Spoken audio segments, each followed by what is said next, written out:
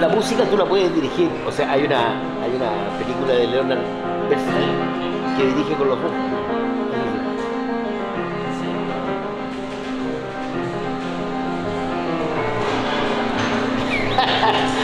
Claro, y también puedes dirigir, qué sé yo.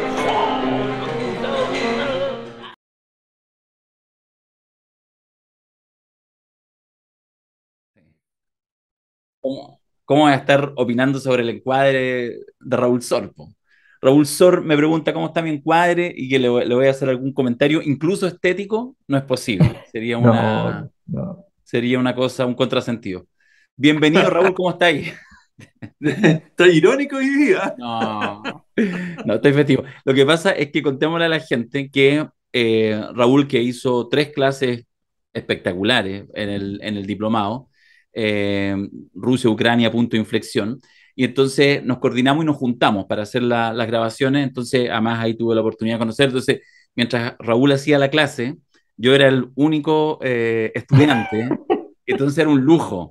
Obviamente yo pagaba mi cámara y todo y estaba así. Raúl no lo sabe, pero estaba haciendo la clase y yo estaba así, así mirando, tomando apuntitos. Así que nada, de verdad que ha sido una gentileza. Te invitamos a este podcast de emergencia que llamamos nosotros, especial, más allá de los que habitualmente hacíamos los lunes, que ahora nos cambiamos a día martes, pero bueno, esa es otra historia. La cosa nuestra y de verdad que es un privilegio tenerte acá con nosotros, así que bienvenido, querido amigo, estimado Raúl Sor. Encantado. Excelente. Oye, por dónde le entramos al animal?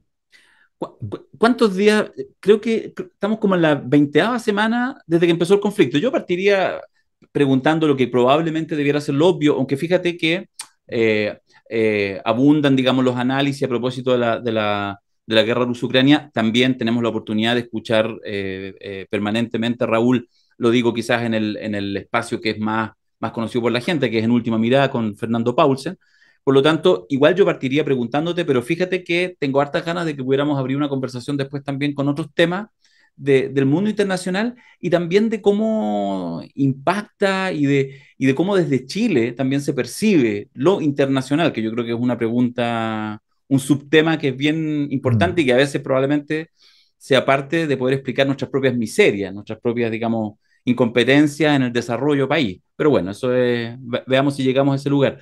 Por de pronto, ya van para los 4 o 5 meses, 20 semanas creo que conté el otro día, desde Sí, el 24 de febrero, si mal no recuerdo, 20 de febrero, 24, que se inicia la invasión rusa a Ucrania, y como que ya la nos operación acostumbramos, especial. la operación especial, y como que ya nos acostumbramos, ¿cierto, Raúl? Es como que ya, ya está, digamos. La pregunta es cómo va, pero como que ya nos acostumbramos que la cosa va a ser para larga, ¿o no?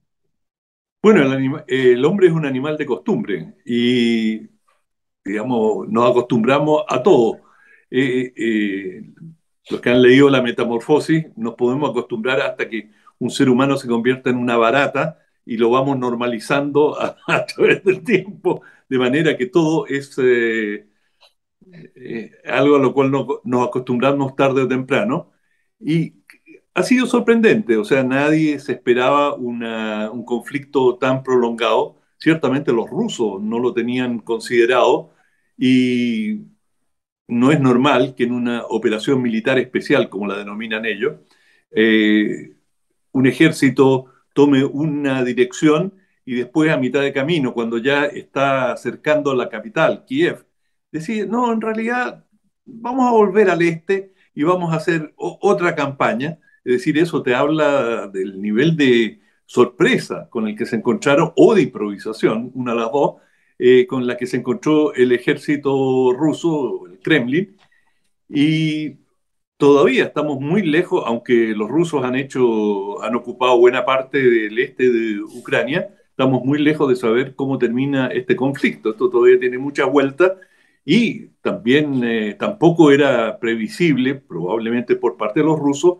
el apoyo absoluto que le ha brindado Occidente a Ucrania, que Estados Unidos se iba a jugar en la forma en que lo ha hecho, aunque hay precedentes. Es decir, los rusos aprovecharon muy bien la entrada de Estados Unidos en Afganistán y estrujaron mucho a Estados Unidos militarmente allí y le hicieron pagar un precio enorme.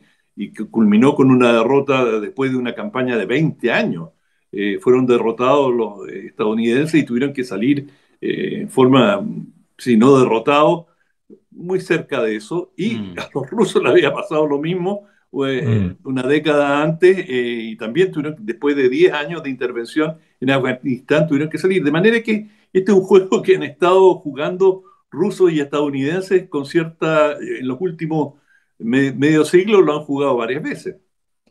Claro, pero hay una variable que es bien llamativa de este caso y que tiene que ver con el hecho que se consideraba en algún momento como posible, pero improbable, de una clara vinculación de Rusia con China y de una especie de articulación asiática, donde está la India y los países, y varios de los países con menos prosapia en términos militares y políticos, pero hay una cierta articulación que es relativamente inusual. Recordemos que además Rusia siempre ha tenido desviaciones pequeño occidentalistas, digamos, siempre, desde la época de los zares. Y esa relación siempre entonces era tortuosa para Occidente con Rusia, pero era una relación. Era una relación donde había un otro que era un poquito incomprensible, pero que era bueno para el ajedrez, bueno para la música. Habían puntos de encuentro, digamos. Y, y en ese contexto, esta situación plantea un gran desafío porque es cierto que Occidente ha tenido una perspectiva, eh, y de hecho se han producido ingresos militares a Occidente a través de la OTAN, de nuevos países. Hay claramente un cierto furor de organización y hay una necesidad, por ejemplo, los temas energéticos. Pero bueno, pero Rusia ha sostenido la moneda sin problema gracias a los chinos. De hecho, está súper bien la moneda. Han sostenido sus exportaciones. Están sobrellevando una situación que debiera ser catastrófica por las sanciones razonablemente bien. Entonces, uno dice, bueno, y se empieza a dar un escenario que está un poco en sintonía con Alexander Dugin, que es la tesis de que se van a ver dos o tres polos principales en términos políticos, y que el resto del mundo va a tener que más o menos elegir dentro de esos polos De o esos dos inventarse su polos, propio polo, de esos dos o polos. inventarse, claro, o inventarse su propio polo y ver qué hace. Entonces, bueno, ese escenario, si se empieza a consolidar, eh, la guerra empieza a tener un cariz un poco distinto, independiente de lo que pase incluso dentro de Ucrania, como que Ucrania va, que suele ser muy mala noticia para los países anfitriones de un conflicto, que en algún momento el país deje de ser importante y todo lo que importa es lo que pasa alrededor, ¿no? Pero podría ocurrir es una cosa así con Ucrania. Mm. Mira, yo no veo necesariamente que, digamos, la idea de un polo ruso-chino, digamos, no lo veo tan claro. Los chinos, y de mi conocimiento de ellos y de haberlo hablado con algunos dirigentes chinos, eh, la visión china es, ellos son el imperio central, el Sí, imperio del claro. centro, se denominan. Y en una oportunidad, hablando con un alto dirigente, uno de la cúpula, uno de los 12 dirigentes más importantes del Partido Comunista Chino, entrevistándolo como periodista, le dije, ¿cuáles son los aliados de China? ¿En qué orden están? ¿Cuál es el aliado más próximo? Esperando que me dijera en aquel entonces la Unión Soviética. Y en esta forma tan peculiar que tienen los chinos cuando, digamos, no te quieren contestar, o más que no te quieren contestar, estiman que tu pregunta es inoportuna, me dijo, no le entiendo la pregunta, pero era evidente. ¿Cuáles son los aliados de China? Se la repetí, miren, y finalmente me dice, mire, China no tiene aliados, China es China y el interés de China es China. Y nosotros estamos dispuestos a hacer alianza o tener Mm. relaciones más estrechas con cualquier país que avance nuestra causa. Y esas son alianzas cambiantes, y de hecho China tuvo una alianza muy estrecha durante la guerra de Afganistán con Estados Unidos, no Así con la es. Unión Soviética. Y China no quería la presencia soviética en Afganistán y le facilitó el territorio chino a la CIA para que tuviera lugares de escucha, Mm. escucha militar, eh, realizar inteligencia desde China hacia Afganistán para monitorear a los soviéticos. Cuando terminó, se retiraron los soviéticos y entró Estados Unidos. China entró a colaborar con Rusia. Y así, digamos, sus alianzas son cambiantes. Durante mucho tiempo sus intereses estuvieron bastante alineados con Estados Unidos y facilitaron las inversiones de Estados Unidos en China. En fin, tuvieron una actitud de colaboración abierta.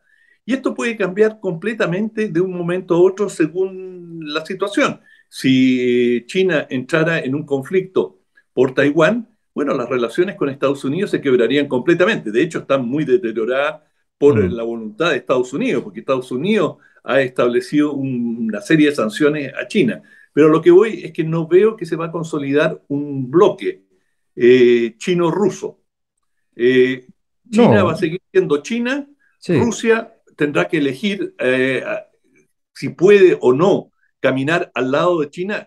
No va a caminar al lado de China, va a caminar detrás de China. detrás, Eso claro. ya está absolutamente claro. Por lo tanto, polo-polo en el sentido de intereses comunes no, van a tener intereses coincidentes, Coincidente. que es distinto de una alianza.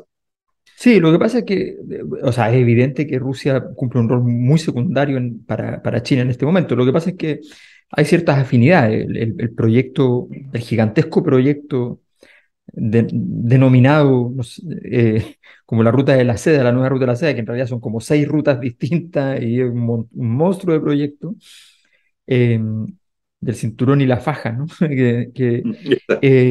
Eh, ese proyecto es un proyecto que requiere mucha energía, mucho desarrollo de energía. Eh, Ellos todo lo demás lo tienen, el comercio y la logística lo tienen, pero efectivamente les va a hacer mucha falta de energía y Rusia ve ahí una posibilidad, eh, una alianza razonable en ese sentido. Eh, y yo creo que Rusia lamenta efectivamente la fractura que se produce con Europa. No creo que le parezca muy gratificante. Seguramente hay miembros del Kremlin más, más vinculados a tesis más extremas, digamos, que consideran que es bueno esta guerra totalmente geopolítica, pero probablemente hay muchos que no lo consideran así. Por lo que decía, los rusos de la élite han sido siempre súper, súper occidentalistas. Eh, entonces, creo que efectivamente lo que tú dices es cierto. O sea, China va a ser el polo, no cabe ninguna duda, y Rusia puede cumplir un rol secundario, pero a Rusia eso le viene suficientemente bien. Rusia es un país que se estaba quedando sin rol en el mundo y Putin, de la mano de la osadía política, digamos, ha logrado sostenerlo en pie, pero no es son esos proyectos de país que sin el líder suena difícil que puedan andar. Oye, partimos hablando de Rusia-Ucrania, yo creo que nos pasaron 3 minutos y entonces nos aparece China, hemos hablado más de China. Y a mí quisiera un poco Mm. poner a jugar el tema y pensarlo también en clave como chilena, no solamente como una cosa externa, no solamente como una cosa como de cultura general deseable. Insisto en esta importancia de mirar desde lo local, incluso de las definiciones políticas cotidianas que hacemos los chilenos y chilenas, ir mirando, digamos, cómo esto se contrasta. Y lo quiero llevar a retrotraer a lo que fue una cosa que, bueno, obviamente las propias presiones, yo creo, hicieron que incluso a nivel comunicacional, no es que no se supiera, pero tuviera una cosa acotada, algo que desafía el sentido común. Me refiero a la licitación de los pasaportes del año pasado. Mm. Porque yo tengo la sensación que ahí hay algo que incluso, Mm. más allá de las relaciones internacionales, hay un tema cultural que yo creo que me gustaría un poco escuchar la opinión de Raúl, de Alberto, en fin, poner a jugar los temas. En esto que un pasaporte, licitación correcta, todo perfecto, listo, y hay una empresa china que además es un consorcio con otros capitales, pero efectivamente que mantiene el 51%, algo así, por lo tanto son los mandantes, una cosa, y licita un precio extraordinario, eran como 28 lucas, bajada de 80 y tanto, o sea, una maravilla, genial, pasa todos los filtros. Finalmente, con un lobby que igual corría de lado y lado, lobby chino, que nosotros lo vimos de cerca, no tan de cerca, pero pasó por ahí al lado, y también lobby antichino muy fuerte, gringo, y de repente algunas opiniones, y se hace una cosa en este país, ¿ah? Que con esta constitución respeta el Estado de Derecho, en que de una plumada, sencillamente, hay que no, porque los gringos dijeron y fueron lo suficientemente explícitos para decir, no, sacaban la Visa posibilidad de la waiver. visa rápida y toda la cosa, claro, y se cae, se monta y otra licitación y listo, otro ganador, y chao nomás. Entonces, y yo creo que ahí hay una cosa, entonces la pregunta es, ¿cuánto hay de atávico, cuánto hay de patio trasero de Estados Unidos? Creo que hay varios elementos, pero creo que es la primera vez, por lo menos en mi biografía, que me aparece con tanta nitidez ya en nuestra casa esta idea de la presencia china, 5G, estoy hablando de puras imágenes, que yo creo que mucha gente que nos está escuchando le surgen, y bueno, una mirada, uno dice, claro, probablemente esto no va a cambiar en 10 años ni en 20, pero cuando uno tiene un poquito de mirada de más largo plazo, y uno dice, bueno, quién sabe si en realidad en 100 años más en los colegios chilenos, que sigue existiendo Chile, se está enseñando chino en básica. Esta idea, digamos, como de un imperio muy tranquilo que va avanzando ante la debilidad de otros imperios y que se fortalece, se fortalece. O sea, nace el COVID-19 ahí y yo no diría que está más débil China.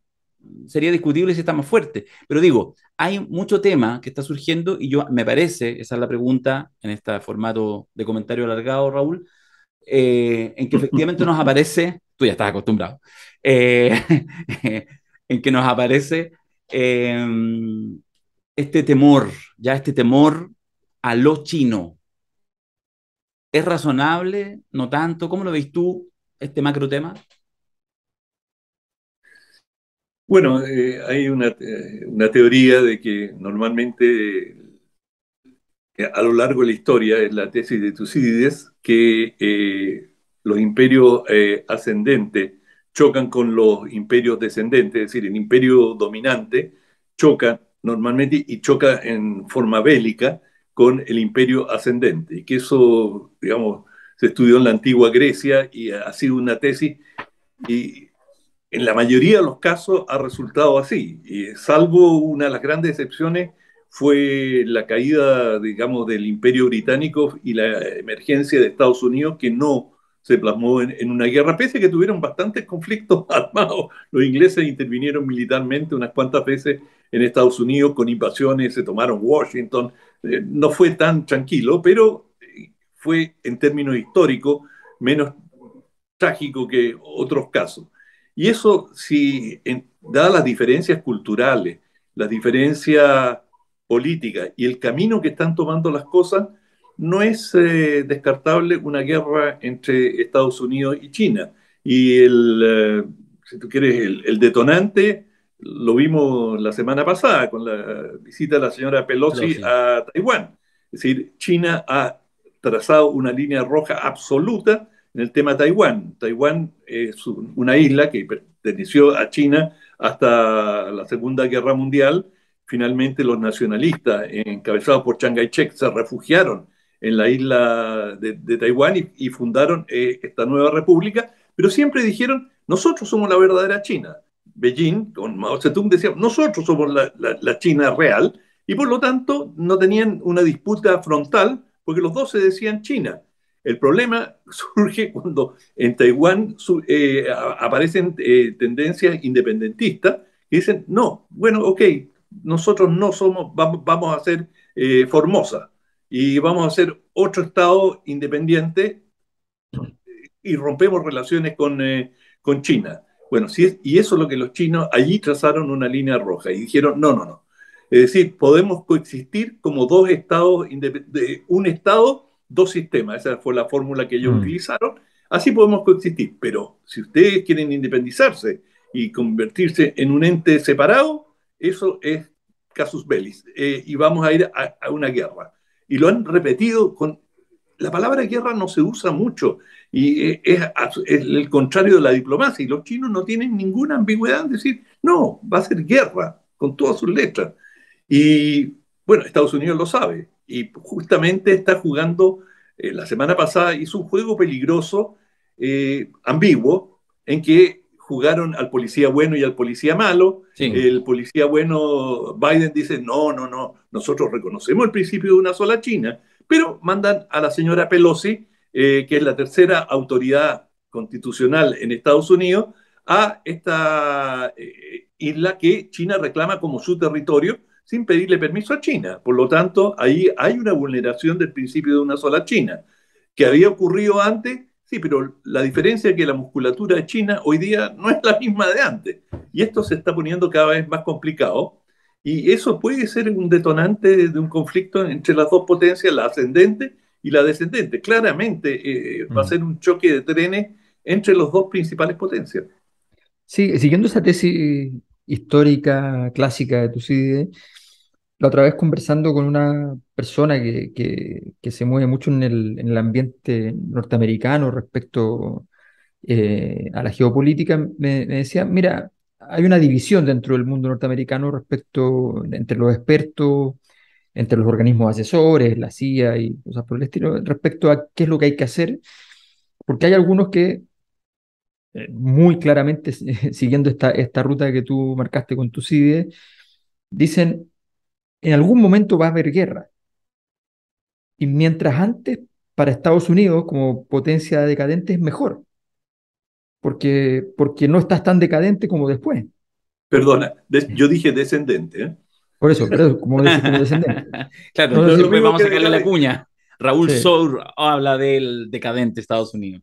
sí, No, entonces, descendente. sí, sí, está bien, pero efectivamente, si tú vas No, bajando, tienes que atacar lo antes posible para evitar, porque además tú tienes tu único poder hoy día, así claro, muy evidente en términos del comparado, va a ser por parte de Estados Unidos el poderío militar, porque el poder económico ya no tiene como competirle a China desde el punto de vista de las sofisticaciones, de las simples sofisticaciones de los chinos. Producir barato, logística gigante, las capacidades comerciales son sorprendentes y su capacidad de organizar Y las los magnitudes. sistemas y las magnitudes, y además la capacidad de organización que tienen. O sea, si ellos dicen, mañana la moneda, hacemos una moneda que va a ser digital, hacen una moneda digital y no hay problema. O sea, no tienes que preguntarle a nadie. Es una decisión interna. Entonces, el problema de o sea, las autocracias empiezan a aparecer como un bicho que es bien difícil de domesticar. Pero bueno, pero más allá de eso, ¿tú cómo evalúas, en términos así del realismo político más brutal, esta reflexión de si hay que ir a la guerra desde el punto de vista de Estados Unidos, desde el punto de vista de Occidente, digamos, si hay que ir a la guerra antes o después, o si tú crees que efectivamente se podría evitar un conflicto y aún así Estados Unidos podría tener alguna posibilidad de disputarle el proceso a China? mm.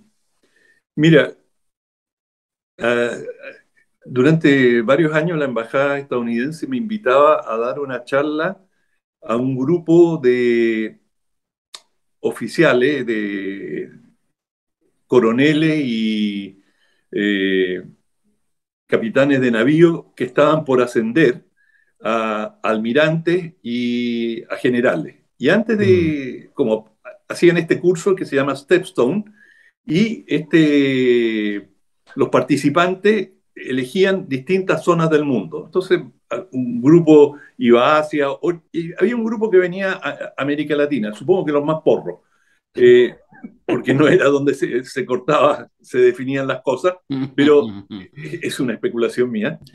Venían acá una veintena de estos oficiales de alta graduación y todos iban a ascender, digamos, a los puestos máximos. Y la única pregunta que hacían, lo único que les interesaba, cuál era la presencia de China, eh, cuánto dependía Chile de China, cuál era el pensamiento de los militares chilenos sobre China, es decir, el único interés era cuánto gravitaba China en América Latina. Y esto te estoy hablando de hace una década, de manera que para Estados Unidos nadie puede decir que lo va a sorprender. Lo vienen estudiando, pero con lupa, cómo está evolucionando esta situación. ¿Qué conclusiones han sacado sobre la correlación de fuerza? ¿Cómo saldrían ellos parados de un conflicto? Porque si tú ves lo que está pasando hoy día, con toda la política de sanciones de Estados Unidos, hay que tener en cuenta que el sancionador también se sanciona. Sí, Es decir, cuando en el caso de Ucrania, Europa decide tomar una serie de sanciones, bueno, los rusos dicen, entonces te dejamos de vender gas.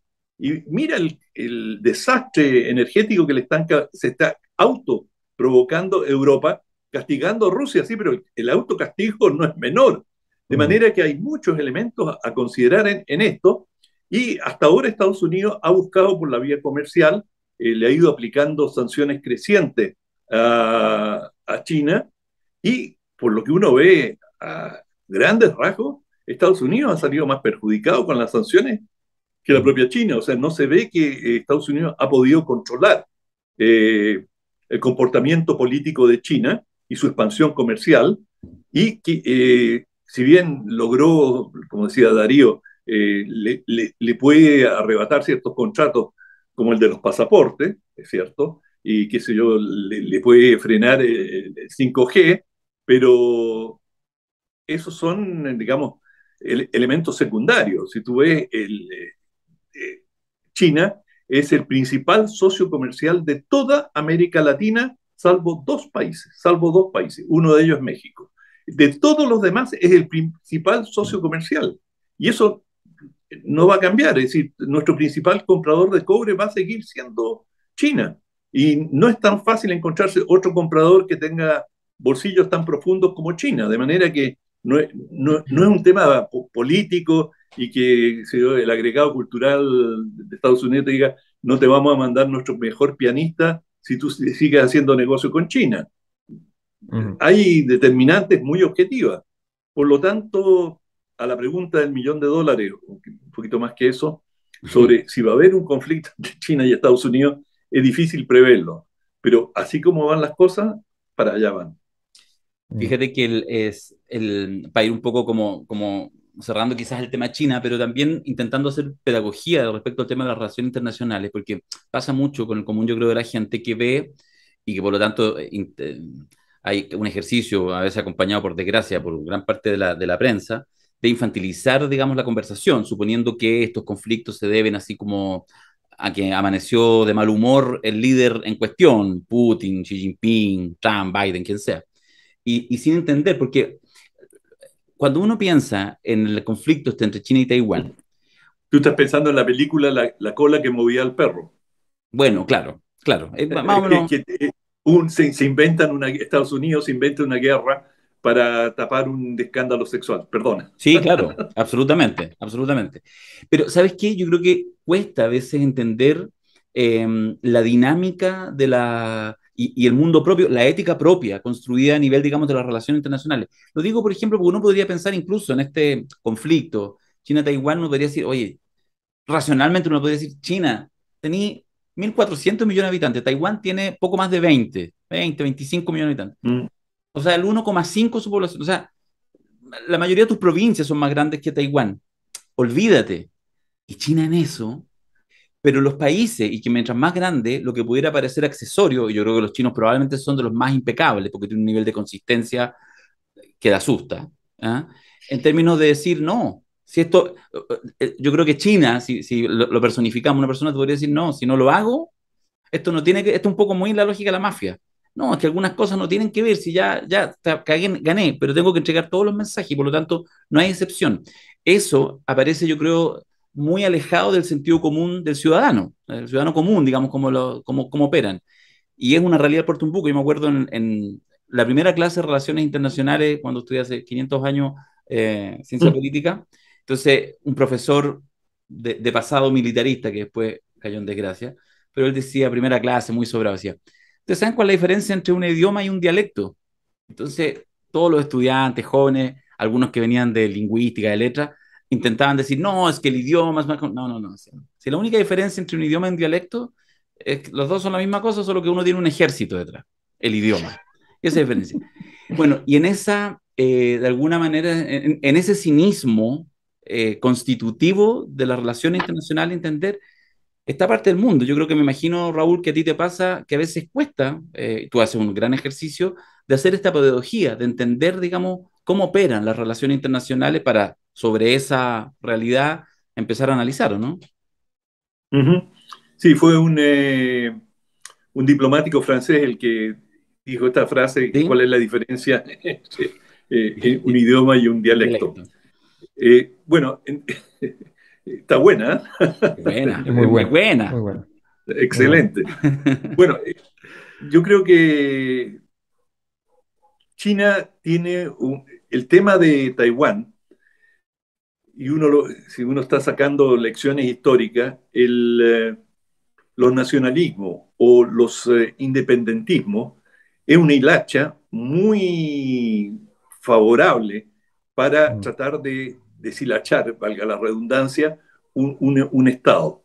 Es decir, uno ve lo que le pasó a la Unión Soviética y cómo las revoluciones de colores, en la medida que se fueron dando, hicieron caer a todo el imperio. Y uno de los imperios que ha colapsado con más velocidad en la historia, el imperio soviético. Digamos, el colapso en Europa Oriental fue pero vertiginoso. Y los chinos saben muy bien que como son un imperio, y me refiero sobre el territorio chino, donde hay muchas nacionalidades, y algunas de ellas, como los uigures, con aspiraciones independentistas, hay una minoría musulmana allí. En fin, lo que pasa en Xinjiang es revelador para los chinos de cómo el imperialismo occidental busca destruir la unidad de China, que una unidad en algunos casos con cierta fragilidad. Es decir, hay territorios que han sido anexados y que, digamos, hay corrientes independentistas. Por ejemplo, Tibet, te doy, hablando, por ejemplo, de la preocupación de los chinos, hay una policía en Internet. Es decir, ellos están monitoreando todo lo que se entra y sale de China por Internet. Entonces, por ejemplo, si tú pones Tibet en tu mensaje, la palabra Tibet, tú sabes que el control no es auditivo, no es alguien que está mirando y siguiendo, porque eso es imposible, sino que es un sistema computacional y cada vez que aparece la palabra Tibet, enciende un sistema que monitorea y a la quinta o sexta vez que tú pones Tibet, te cortan la comunicación de Internet, se te cae. Y eso tiene un sistema armado. Y eso te dice volúmenes sobre la preocupación que tiene China sobre el tema de Tibet, lo tienen con Hong Kong. Es decir, y por ejemplo, en China hay una verdadera, me refiero al gobierno chino, paranoia con Hong Kong. Y desde el punto de vista de Beijing, ellos, claro, saben perfectamente de que se cometieron irregularidades, de que había malestar en la población en Hong Kong, pero también saben que hay una intervención directa y que hay, digamos, servicios de inteligencia extranjeros que están alimentando y pagando movimientos. Las dos cosas son ciertas, o sea, las reivindicaciones de la población son verdaderas, pero así funcionan las cosas en el mundo real. Es decir, nadie inventa un movimiento independentista, eso es imposible, pero tú explotas al máximo de las posibilidades el tema. Y China, por ejemplo, el tema del independentismo o de movimientos autónomos políticos es, pero ají, absolutamente los provoca fuera de toda proporción. Y no sé si fuera de toda proporción, a lo mejor tienen razón. A lo mejor es correcta la proporción. Claro. Sí, pues. Pero ellos saben que, digamos, hay potencias complotando contra China de la misma manera que China complota contra otro. Claro.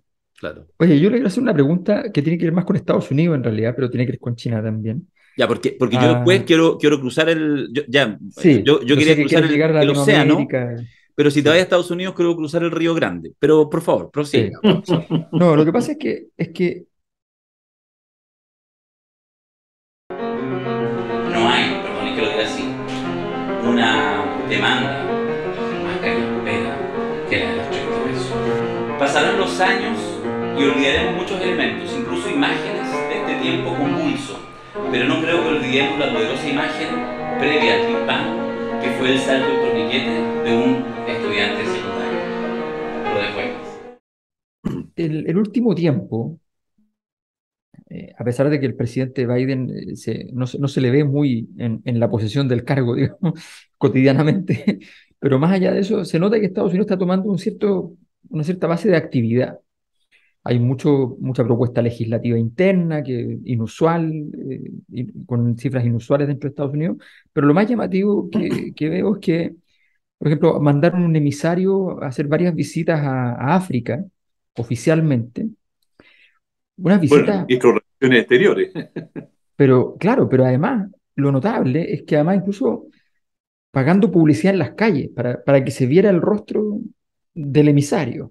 O sea, ¿En que serio? quede No lo claro vi. que, claro, o sea, y donde hacen una operación de mostrarlo, y además luego de muchos años en que habían hecho operaciones especiales en África, pero en realidad visitas políticas propiamente tal, diplomáticas de alto nivel, la posibilidad de tomar contactos más sofisticados no estaban muy sobre la mesa.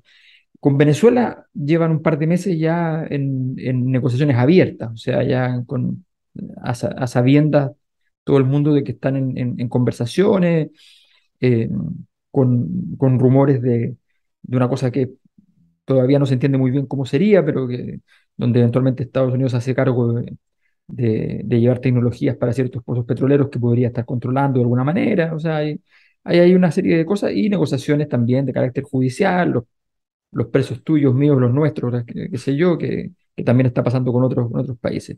Se le ve más activo, se le ve eso, obviamente, Estados Unidos normalmente es activo, pero los últimos años probablemente parecía haber un cierto retiro, salvo situaciones de emergencia, como hablábamos de China y Chile, cuando Piñera toma la decisión de que va a ir a China, Mike Pompeo llega a Chile rápidamente y algo dice, por lo menos, ¿no? No sabemos muy bien qué es lo que le dijo, pero algo dice. Entonces, se ve un Estados Unidos un poco más activo internacionalmente. De hecho, en la misma guerra de Ucrania, Biden manifestó previamente, de manera pública, la probabilidad, las posibilidades que tenían de los informes que ellos manejaban respecto a la posibilidad de una invasión rusa en Ucrania, a lo cual en general los expertos del mundo académico, sobre todo europeo, que son los que más trabajan ahí, tienen mucha presencia en el tema ruso, decían, no parece probable en absoluto, o sea, pero en general ellos han estado monitoreando eso y se ve bastante claro.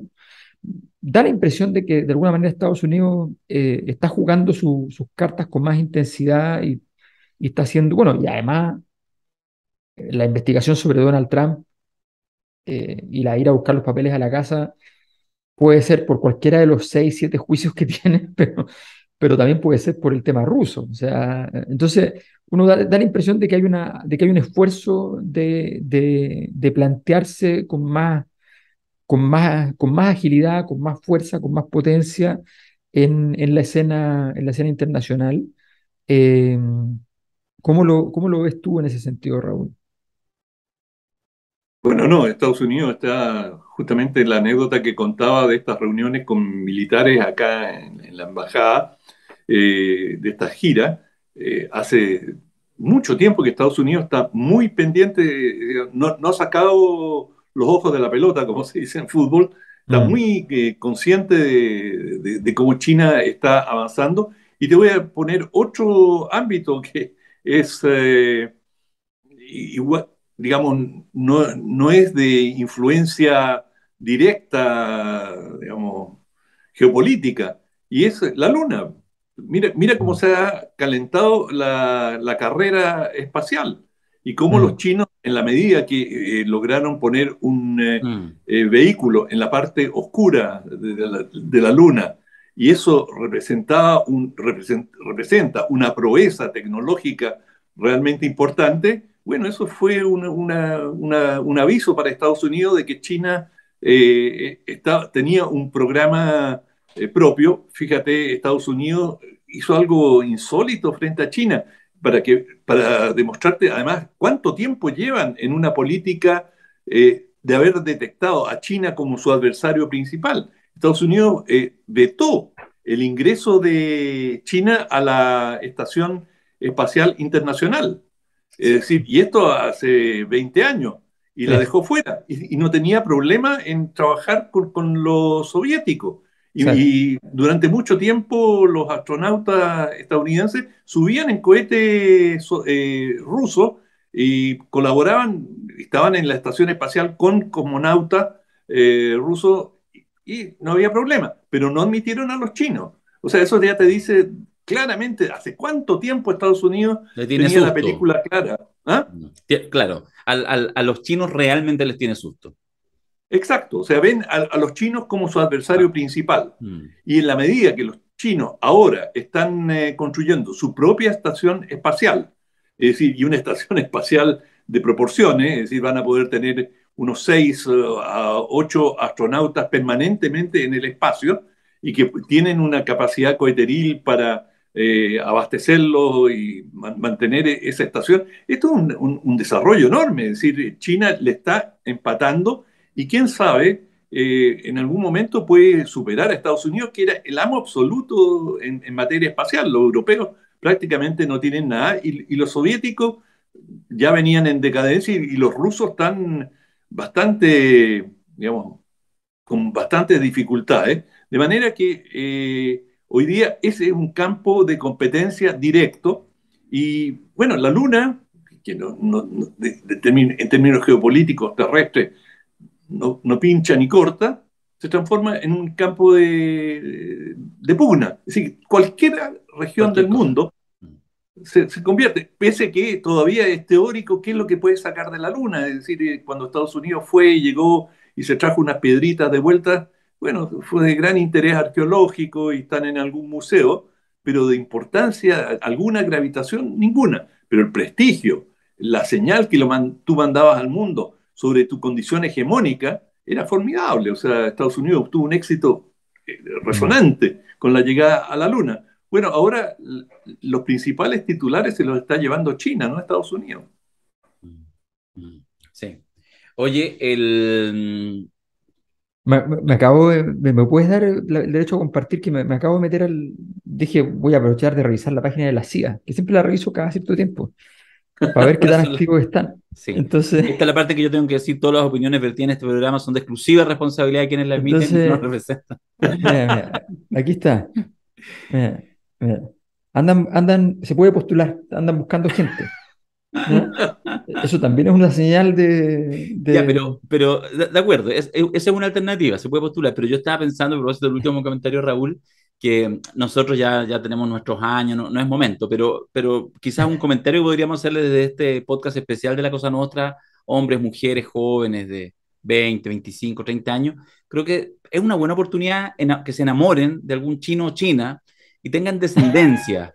Yo digo que de aquí a 20, 30 años más quizás sí puede ser útil que en realidad tener un hijo, una hija, Chang, no sé, digo pero yo. sobre todo gente del gobierno, que den un paso al respecto. Pero yo creo que en eso los chinos, fíjate que en eso, cuando uno mira toda esta cosa, que yo creo que entendemos que, bueno, último comentario de China, pero esta cosa, digamos que no, que el Partido Comunista Chino, la entelequia, da lo mismo, Partido Comunista, podría llamarse, podrían cambiar el nombre, da lo mismo. De hecho, creo que lo comentamos una vez en un podcast, no me voy a acordar del nombre en este rato, obviamente, pero el director, por lo menos hasta hace un año atrás lo era, del Centro de Estudios Chinos, lo estoy diciendo pésimo, de la Universidad del Desarrollo, pero ustedes saben quién es, quizás Raúl se acuerda el nombre. Bueno, yo me acuerdo en una entrevista que le comentaban esta idea del partido único, no sé qué.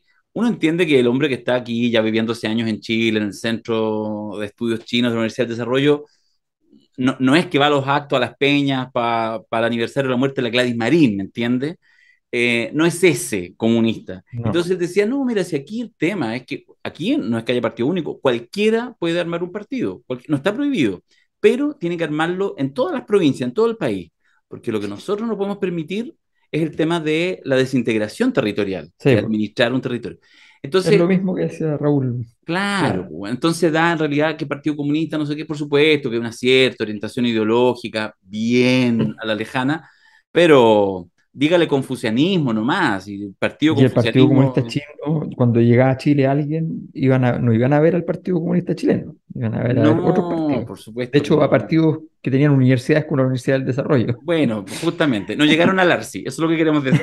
Oye, déjame cruzar el Río Grande, Ultramar, como ustedes quieran. Oye, de pasada, para los que no saben, el Ya. Partido Comunista Chino tiene cerca de 90 millones de militantes, ¿eh? 90 millones.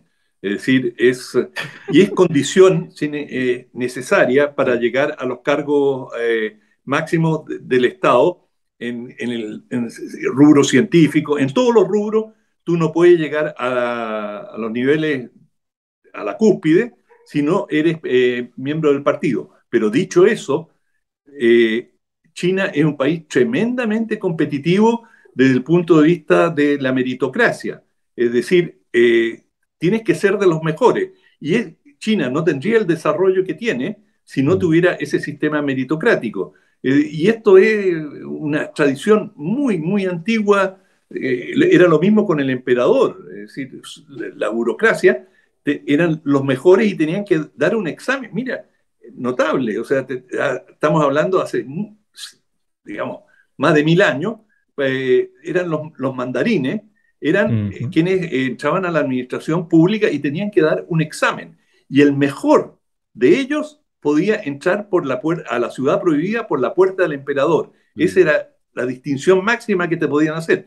Pero eso te revela hace cuánto tiempo China es una sociedad meritocrática.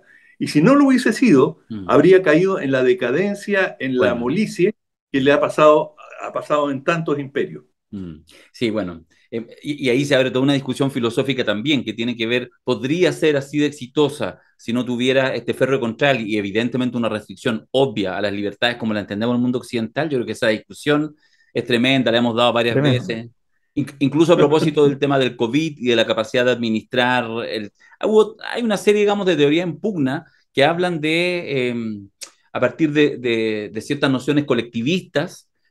O sea, uno puede construir casi una mirada deseable de este tipo de regímenes, porque efectivamente tienen virtudes como la que señalaba Raúl. Ahora, creo que es una discusión filosófica, no quiero decir No, de la además, gran... además que es históricamente muy compleja, porque el tema de los mandarines, además hubo una época larguísima en que prácticamente mandaban los mandarines y los emperadores tenían poco poder porque efectivamente pasaron a ser, y eran puros, formalmente eran escribas administrativos que anotaban las cosas, qué sé yo, formalmente no era nada, pero bueno, esa es Para la el, gracia de este- los chinos, que son capaces, formalmente no era nada. en el estallido social, en el Pero trabajo... te puedo hacer una Dale, dale. interrupción. El partido, si tú lees la constitución china, el partido no aparece, casi no se nombra. Y tiene alguna influencia en China. Tiene alguna influencia, exactamente. No, si hay que hacer aprendizaje. Para el estallido social, que yo hice un trabajo ahí de recolección junto con Julio Pastel, en fin, nos reíamos con Alberto, porque yo lo mostraba y te acordáis que había un rayado que era como de plumón, pero en un lado, que era muy divertido, que surgió ahí en el centro de Santiago, hay uno que era, sálvanos, Xi Jinping. Entonces no sé quién lo usa, y ahí se coló un pro chino que Eso sí nunca que era, falta. eso sí que era improbable, una acción en el extranjero de los chinos. Claro, performática. Oye, mira, el lunes recién pasado asumió Gustavo Petro, que yo creo que ya hace un par de elecciones en Colombia, lo he dicho, yo siempre he seguido con atención en general lo que pasa en América Latina, también lo que le pasa a la izquierda en América Latina, y con atención porque me tocó conocer a muchos colaboradores de Petro, sobre todo el tiempo que estuvo como alcalde mayor de Bogotá. Entonces, bueno, en fin, lo venía ya siguiendo en las últimas dos elecciones que perdió y era muy obvio, muy nítido que salva algo raro que pasara. Yo no descarté la posibilidad incluso que lo mataran. que él debía ganar estas elecciones. Y pese a que pasó un susto grandote con su rival improbable en segunda vuelta, también atención con ese fenómeno, finalmente llega. Entonces, lo voy a dibujar así, no porque esté convencido, sino porque quiero, Raúl, ver como un planteamiento ahí y contrastar. Pero lo voy a forzar como afirmación. Digo, veo a Petro, veo a Boric en Chile, como, digamos, mandatarios de izquierda. Bueno, por supuesto, en tono menor, está más asentado, Bolivia con Luis Arce. Veo a Lula ineludiblemente en los próximos meses. De hecho, en el caso de Petro, Boric y Lula estaríamos hablando de tres presidentes de países no menores de Sudamérica, Latinoamérica, electos en el mismo año, digamos, más o menos, digamos. O sea, Lula asumiría el En 12 meses, digamos. Claro, claro. Lula asumiría el 1 de enero de ganar la elección, que para donde va yo creo que capaz que la gane en primera vuelta. Bueno, entonces se configura un mapa, se va configurando, insistimos, ahí está Bolivia, Argentina veremos qué pasa, tiene carita de reflujo, tiene carita Sí. bueno, pero en fin, pero se empieza a configurar, Venezuela dolor de cabeza, Perú, quién sabe quién va a ser presidente en 3 meses más, en 6 meses más, uno nunca podría asegurar y podríamos que quizás en un año más han pasado 3 presidentes después de Castillo, no lo sabemos. Tampoco sabemos cómo pueda reaccionar, digamos, la izquierda de Castillo en una de esas, disolver el Parlamento. Yo creo que está todo en veremos. Pero quiero quedarme efectivamente en las figuras de Boris, de Petro y de Lula, muy probablemente, y agreguemos a Luis Arce, y se empieza a configurar lo que hace como unos 20 años atrás también hubo una cierta oleada de gobierno de izquierda y progresista. No eran todos del mismo tipo de izquierda, hay que tenerlo súper O sea, claro. la izquierda roja. Bueno, justamente. Entonces, ¿cómo lo ves tú en términos de como estos procesos? ¿Será que sencillamente son pequeñas oleadas?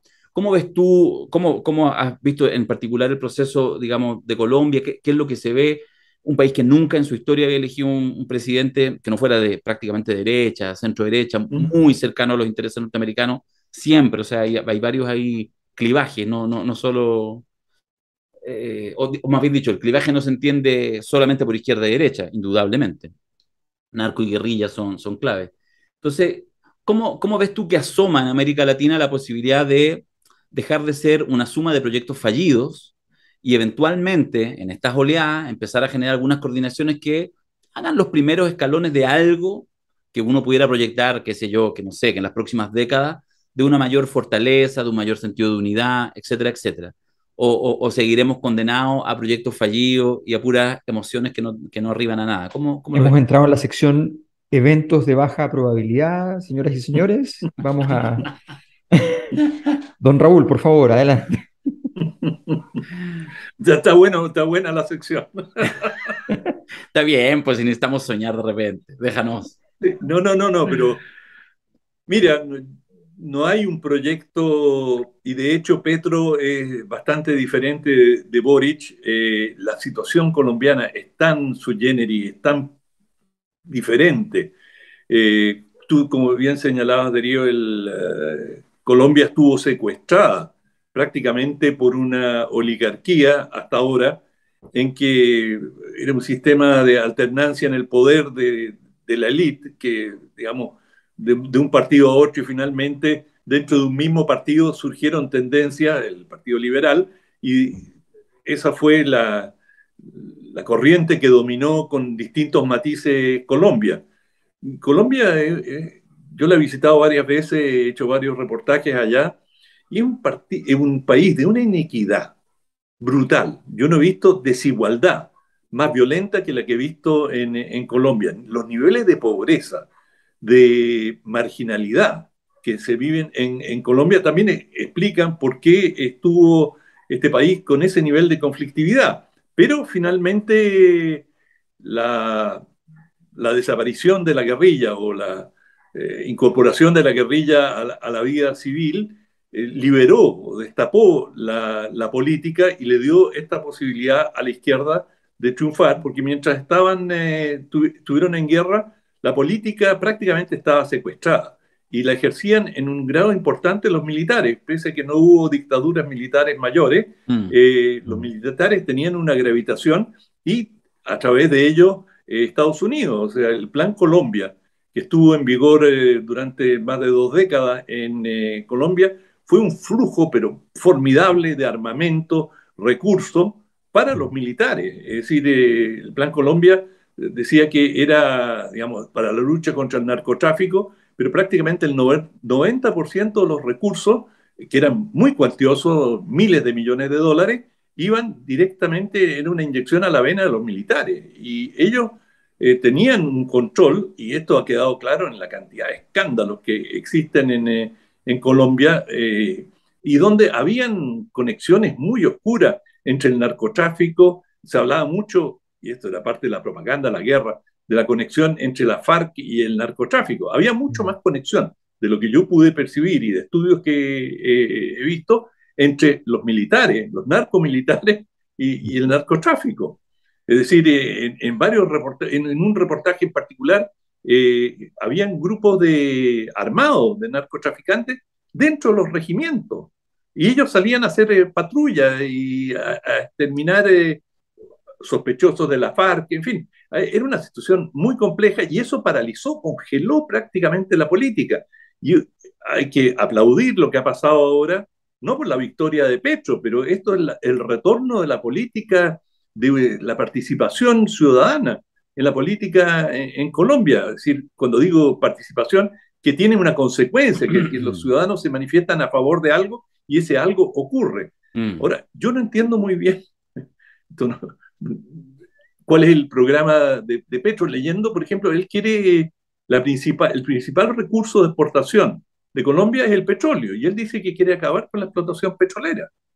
Está bien, pero si tú tienes un país con los niveles de inequidad, de marginación que tiene Colombia, con las necesidades urgentes que tiene ese país, y quieres mejorar las condiciones de vida, y simultáneamente estás proponiendo liquidar el principal producto de exportación, tú te preguntas cómo lo va a hacer. Bueno, una respuesta es, él ha propuesto generar o aplicar un impuesto del orden de los 10, que le va a permitir recaudar del orden de los 10.000 millones de dólares anuales. Bueno, uno sabe de dónde va a sacar la plata, a dónde la tiene que ir a buscar, es decir, a los sectores más pudientes, porque ahí está el dinero. Y si va allí, bueno, uno se pregunta, ¿esto tiene consecuencias políticas? Uno sabe cómo los que tienen esas cantidades, los que tienen la fortuna, cómo las defienden. O sea, nadie es tan ingenuo. Sí, pues. O sea, no le van a decir, uy, Petro, por fin llegaste y gustosos te entregamos el dinero para que tú mejores las condiciones del país. No. De manera que yo tengo mis aprensiones de cómo va a caminar el gobierno de Petro, de la misma manera que me parecía que el gobierno del presidente Castillo en Perú enfrentaba de entrada dificultades enormes, era absolutamente cuesta arriba. Es decir, en sociedades, además, con verdaderos abismos de clase, cuando tú tienes a un campesino, a alguien de origen popular, que llega a la presidencia y hace una serie de propuestas de justicia social, bueno, tú sabes que no lo van a invitar a una cena de gala para discutir cómo lo van a hacer. Tú sabes que va por un camino muy pedregoso y su gestión ha sido terriblemente compleja. Distinto, por ejemplo, es la situación del presidente Arce en Bolivia, que realmente está mucho más conectado con su base y enfrenta a una oligarquía muchísimo más débil. Entonces todo depende de las correlaciones de fuerzas, como esa es la naturaleza de la política en el fondo, en todo el mundo.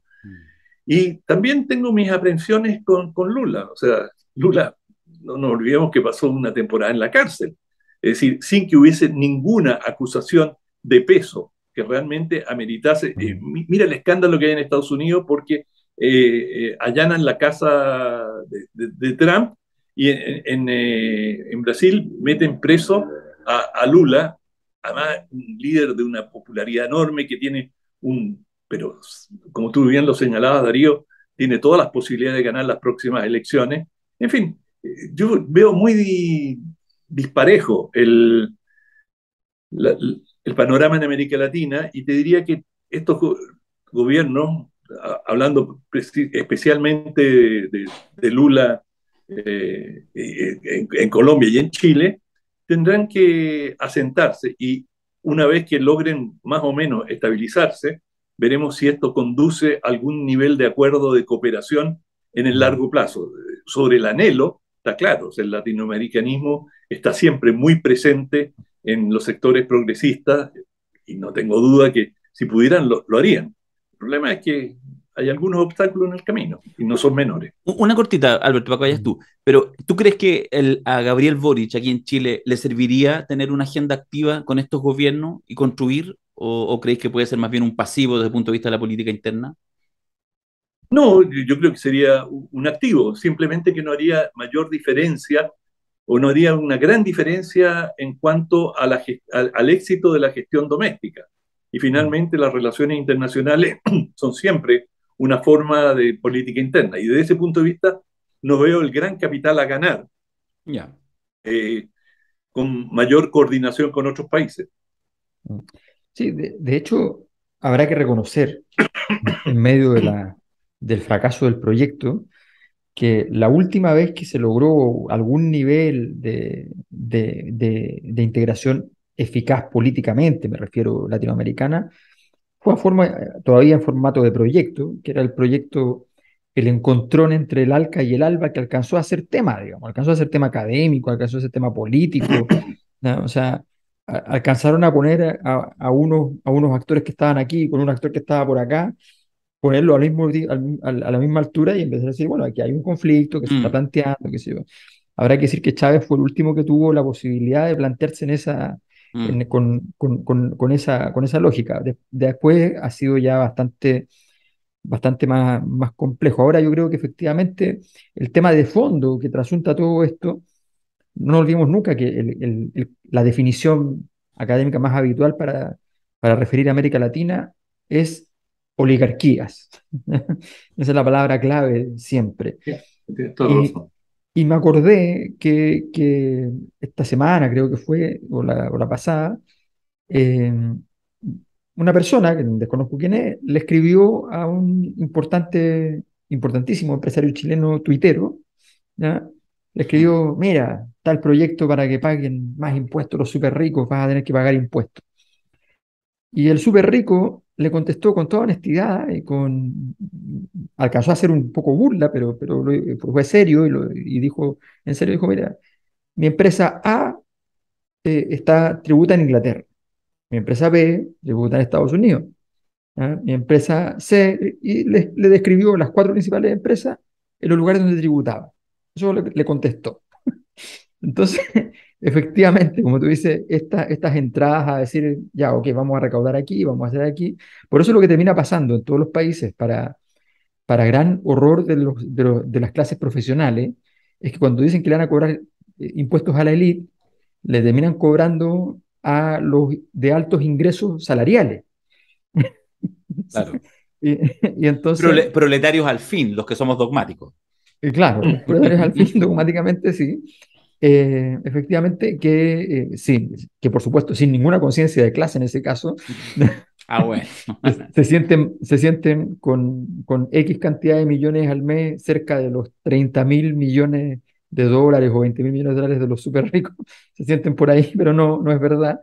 Pero efectivamente eso es lo que termina pasando, generando una situación donde esas élites profesionales, que son siempre muy importantes para los gobiernos, que son muy influyentes, terminan poniéndose en contra, entonces se arma el lío. Es bien complejo, como dices tú, es una ecuación que no es llegar y hacer, así que se ve difícil y se ve difícil que haya un proyecto más que articule esto, más allá de las reuniones, las vinculaciones, qué sé yo, pero es difícil articular estos países por las diferencias también. O sea, Colombia es un país en los papeles y es otro país además en términos de la plata escondida, la plata en negro. O sea, son países que tienen características muy propias y son muy difíciles armar algo conjunto.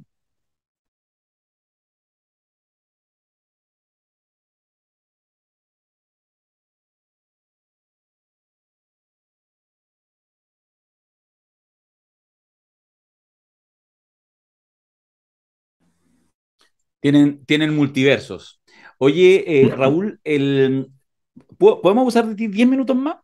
Estamos ya, pero ¿Sí? súper pasados ya, porque nosotros invitamos, yo ¿A qué hora siempre... te preveía que No, íbamos a terminar? Terminamos 10 minutos, digo yo. Porque no, porque yo No, pensé perfecto, molestar. Ah, perfecto, perfecto, ya. ningún problema. Sí. Es que no te acordáis, pero cuando te dije, no, yo son unos 40 minutos, que son las clásicas mentiras que yo hago porque nos conozco y somos buenos para la cháchara, pero no, quería pedirte la excusa. Eres un Mira, buen latinoamericano. eso es muy latinoamericano. Sí, sí, sí. Está bien eso, ¿ah? Está bien. Tenés razón. Este Te lo podcast es digo bien. como un piropo, no Sí, como una así lo crítica. cojo. Así lo acojo, sí, sí. Estaba viendo ayer una entrevista a Cortázar. Me acuerdo de Julio Cortázar, una entrevista. Entonces, A ese Cortázar. sí, sí, sí, sí, sí, por favor, ¿verdad? Oye, tú tenías ese video ya. Ok, vengámonos a Chile. Si vamos a cerrar, vamos a cerrarlo en Chile. Porque ese viral que tú tenías sobre Cortázar, cada cierto tiempo lo vuelven a subir, y es fantástico. Yo voy a decir lo siguiente y voy a hacer una jugada de estas, obviamente, cínicas de mi parte. Voy a decir que en este podcast debió estar Alejandra Matus, pero la Ale lo voy a desclasificar, la voy a vender aquí públicamente. No, nos escribió un ratito atrás y nos dijo, me escribió, me dijo, Darío, perdona porque iba a estar. Habíamos comprometido, de hecho hasta corrimos el horario. Y me lo habías dicho. Sí, pues, justamente. Y se excusó porque de verdad ha tenido un par de semanas muy, muy, muy intensas. De hecho, parte de los talleres la próxima semana, en fin, tiene una tarea. Y entonces llegó y se dio cuenta 20 minutos antes que nos conectáramos con Raúl que no le daba el cuero. Entonces dijo, mira, y sabéis que no he estudiado nada. Entonces, ¿cómo La va a estar? Alemato. Alemato, pues sí son Mateos. No, Es la llamaron de matemático. China. La llamaron de China. La ganaron de China y le compraron 1000 cupos en su taller. Mil membresías del taller. Bueno, y entonces por lo tanto no está, ya entonces se excusó y no hay ningún problema porque está bien, digamos, no necesitamos estar todos siempre. Pero dejó un video, eso es mentira, lo tengo yo, y se los quiero mostrar, porque un video que salió en estos días. A ver. Hola, soy Alejandra Matus. El periodismo de investigación, que he desempeñado por más de 30 años, se define como el acto de difundir algo que los poderosos no quieren que se sepa. Se podría pensar que esta es la parte más difícil para terminar con los abusos, pero la impotencia es ver que con la Constitución del 80, aunque muchas cosas llegan a saberse, los responsables a lo más pagan con clases de ética. ¿Recuerdan los casos Penta o Sokimich? Con la nueva Constitución, el Estado tendrá como deber erradicar la corrupción, con medidas para investigar, perseguir y sancionar esta clase de delitos y con leyes mucho más estrictas. Además, a diferencia de la Constitución del 80, no podrán ejercer cargos públicos ni de elección popular las personas condenadas por delitos sexuales y de violencia intrafamiliar, fraude al fisco, lavado de activos, soborno y cohecho. Este 4 de septiembre tenemos la oportunidad de exigir que la ley sea tan dura con los delitos de cuello y corbata como ha sido con las personas sin poder. Por eso, yo voto a prueba. Bueno, esto salió. Oye, mira la vuelta ordinaria que hizo Quiroga para poner publicidad. No, Para poner el video, para poner para el poner el video. video. Bueno, pero si no. Ya, pero salió en la franja y ha tenido muchos comentarios, de hecho, muy en redes. Ayer, hoy, ha tenido mucha. En fin, la Alematu que tiene todo un peso y que de alguna manera también representa esa línea importante, digamos, y ese rol del periodismo. ¿Ah? Algunos por fuera del sistema más de los medios tradicionales, otros desde adentro también con su trabajo complejo, y es bueno discriminarlo. Pero digo, lo pongo un poco, juego con la idea. Pero te quiero hacer la pregunta, no la pregunta sosa, digamos, así como, ay, ¿Por habría quién que vas a aprobar. votar, Claro, ¿por Raúl? qué va a ¿Por quién vas a votar? votar? Además que yo ya vi unos videos de Raúl y sé cuál va a ser su voto. Sí. Pero, Sí, de acuerdo, lo dije pero públicamente. justamente sí, lo vi en un acto en la Bueno, red y me parece. no quiero mantener el secreto. Por supuesto voy a votar por el apruebo. Eso, sí. Yo estoy dudando, lo estoy dudando. Pero, ¿sabéis qué? Hemos hecho esta vuelta, no sé si muy rigurosa, pero hemos hecho una vueltecita, nos hemos paseado así por el mundo y llegamos aquí a Latinoamérica. Entonces, un poco en eso, en esa mirada de como de más allá de la coyuntura, porque yo creo que pasa, que lo que a mí me sorprende, que de repente en esta discusión de la prueba rechazo, hoy día me tomé varios cafés cargados en la mañana con algunos personajes, y a mí me sorprendía como de repente están en la cosa así como ultra chica. Entonces, de hecho, como, no, pero es que esta idea como que a veces se farrió, yo decía, oye, si esta es la constitución, lo hemos dicho tantas veces con Alberto en el podcast, es la constitución del estallido, porque cosas no se resolvieron, no maduraron a tiempo, y cuando ya estaban medias podridas estallaron, digamos. Entonces, esto es con sus luces y sus sombras, y esta es la salida institucional. Entonces, además, cuando uno mira el foco de lo que pasa, digamos, en el mundo, de los movimientos que hay, de las complejidades. El puro tema chino es para que pudiéramos estar días y días y días hablando. ¿Cómo tú ves este proceso? ¿Cómo tú ves este proceso también? ¿Cómo lo mirarán desde afuera? A propósito de Colombia, Petro tenía ahí particular atención, vino, ha seguido con atención, mira mucho el proceso chileno, mira mucho, por ejemplo, el liderazgo de Gabriel Boric en la moneda, etcétera, y el proceso también de la nueva constitución. Tú que estás ahí como permanentemente conectado, ¿cómo lo ves más allá, digamos, de la cosa particular, de conexión, de la capacidad de eventualmente, si es que es así o no, de que en realidad este proceso pudiera cerrarse a partir de la nueva constitución y pudiera quizás haber un Chile un poco más conectado con el mundo, que de repente pareciera que estamos así como siempre mirándonos el ombligo? Una reflexión ahí en ese sentido, Raúl. Sí, yo creo que Chile es bastante modélico, es decir, a lo largo de su historia ha tenido modelos. La Unidad Popular fue un modelo y, digamos, en parte el golpe de Estado, en parte, precipitó, y la política de Estados Unidos fue precipitada no tanto por el riesgo que veían en Chile, pero el modelo de una alianza socialista comunista que podía tener una repercusión en Europa, donde en Francia y en Italia había la posibilidad de una alianza entre socialistas y comunistas en ambos países. Imagínate el impacto que eso tendría para la OTAN, dos de los pilares de la OTAN, si se daba un gobierno tipo unidad popular, y esto lo señala Kissinger en algunos de sus escritos, era intolerable, es decir, era una amenaza para Occidente. No lo que pasaba en Chile. Chile no iba a cambiar el balance mundial de manera alguna, pero sus ecos podían generar un modelo. De hecho, Chile fue el primer país en el mundo en que una coalición marxista, declaradamente marxista, llegó al gobierno. Y eso es lo que aspiraban en Italia y Francia las izquierdas, de manera que esto tenía una tremenda repercusión. Lo digo, la importancia de Chile como modelo. Y luego también la democracia cristiana, la revolución en libertad, fue el intento de Estados Unidos de generar una alternativa a la revolución no en libertad que representaba a Cuba. Rechazar para reformar sería como el símil, ¿no? Exacto. Sí, exacto. Es decir, hacer cambios para que las cosas queden igual. De manera que al final, bueno, esto hablando de la cosa no. Acaban de morir 3 demócratas cristianos de un infarto escuchando este podcast, eso quiero decir. Bueno, y en varias circunstancias, la dictadura de Pinochet también fue modélica, es decir, esta aplicación a rajatabla del modelo neoliberal inspiró a mucha gente en la derecha y fue un modelo, incluso en Europa, venían delegaciones, yo tuve contacto con muchas de ellas, a estudiar el sistema de pensiones, cómo iban las cosas en Chile desde esa perspectiva. Y ahora, nuestro actual gobierno... Y la transición también fue modélica. Sí, también. Y por ejemplo, incluso en Sudáfrica vinieron a estudiar acá justamente con nuestra transición. Y ahora este gobierno de una izquierda democrática, de una izquierda nacida de un estallido, que es una característica. Colombia tuvo un estallido casi similar al nuestro, quizás no tan masivo, pero enorme, igual. Si es posible esta salida que nos estamos dando en Chile, puede llegar a buen puerto, puede lograr las reformas que son indispensables en un país que en muchos sentidos se había anquilosado. Bueno, eso por supuesto que se sigue con mucho interés fuera de Chile. No porque seamos algo especial, sino que las circunstancias nos han puesto muchas veces en situaciones críticas o novedosas. No porque Chile, los movimientos políticos chilenos sean particularmente originales, pero Chile le ha tocado la suerte, cada cual decidirá si buena o mala, de jugar este rol modélico.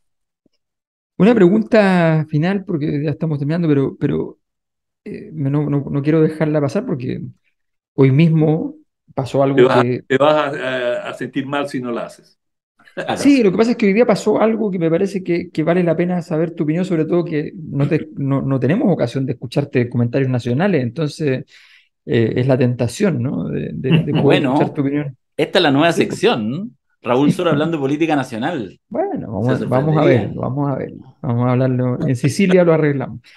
Eh, Mira, lo que pasa es que hoy día apareció este acuerdo eh, que es difícil decir de qué está constituido, porque está constituido de fuerzas que están dentro y que están fuera del gobierno. O sea, hay una serie de cosas que son complejas. Además que este es un gobierno que no se sabe qué fuerzas realmente están dentro. Es bien desorganizado en ese sentido, pero las fuerzas de la centroizquierda hasta la izquierda, encabezado por el gobierno, firman un acuerdo de que se comprometen a ciertas reformas, a un apruebo para reformar, con la garantía del presidente que se pone de garante, digamos, del proceso, y donde vienen cosas que son importantes. Viene, de hecho, eh, el, el no más AFP se termina. Pasa a ser, pasa a ser un sistema mixto, donde se explicitan. Hay muchos modificaciones, el tema de la plurinacionalidad, sí, pero no, no, pero sí, ya, sistemas de justicia, se agregan algunas herramientas, qué sé yo. En fin, son cambios que son relativamente importantes y que están fuera de lo que era el marco de conversación sobre el proceso constituyente. ¿Cómo ves tú esto? ¿Tú ves que fortalece al gobierno, que le muestra una flexibilidad, un juego de piernas, una capacidad de poder además tomando la agenda en la mano y diciendo, bueno, esta cosa no es solo la convención, tengo que hacer algo yo? ¿O lo ves más bien como una demostración de rendición y un retroceso por parte del gobierno? La verdad es que creo que es prematuro, o sea, las cosas se miden por los resultados y no por las negociaciones y los acuerdos. Todos Mm. sabemos que lo que se hace en definitiva a veces dista mucho de los acuerdos, pero creo que hay es decir, al gobierno, digamos, en estos meses le ha resultado bastante cuesta arriba y les, se está observando algo que vimos en el gobierno, en el segundo gobierno de la presidenta Bachelet, y es que le van bajando, aunque digamos los tiros no apuntan al presidente, le van bajando una serie de colaboradores clave que, y Mm, los neutralizan, y eso también es un indicador de la correlación de fuerza. mm, Es decir, cada vez que te tumban a un colaborador estrecho, es una derrota importante. mm, Yo creo que en ese sentido la oposición se puede sentir relativamente satisfecha. Ahora, estamos todavía en una situación en que hay mucho espacio, o relativamente mucho espacio de maniobra.